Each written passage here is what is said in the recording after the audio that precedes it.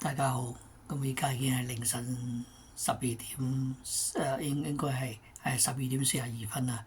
咁因為群組嗰邊就有人話俾我聽，後邊嗰度冇聲音啊，咁我冇計，咁我都唔知咩原因，咁我而家補拍翻啦嚇。咁咧就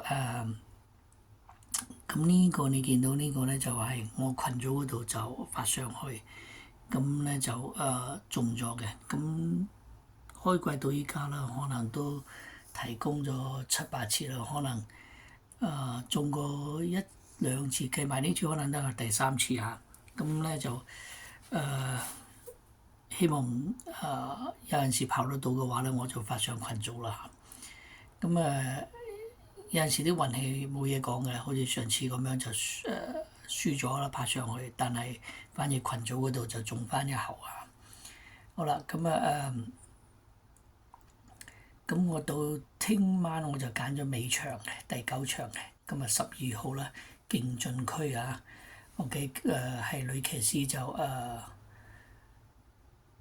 杜范恩 OK，咁佢咧我就一路都好欣賞佢嘅，我覺得佢好搏。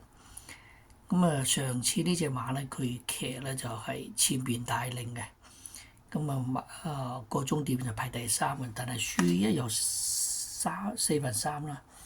咁但係佢係當時係排12檔，呢次係排8檔就好咗好多嚇。咁我覺得位置就好大機會㗎啦。OK，咁咧就如果我會介紹買咧，如果你哋穩陣啲咧就10蚊 win 30蚊 place 咁都 OK 㗎，即係30蚊位置啦。咁但係我會大膽啲，我就係如果買當40蚊就係20蚊 win 20蚊 place 啦嚇，咁希望可以收到啦嚇。咁自己決定啦。咁至於蛇孖寶嘅話咧，上邊咧我就未睇嘅，我一睇就睇到呢隻啦嚇。咁上邊咧而家望落去咧就係6號嘅好好戀愛啦。咁如果你大家中意嘅話咧，都可以射上去嘅嚇。咁上邊揀啲冷門都得啦。OK，揀佢一隻咁自己製造啦。即係中意下邊頭先我介紹隻12號啦，咁你可以上邊揀4隻啦，咁射落去都得。咁兩種玩法嚇。OK，咁祝大家好運，拜拜。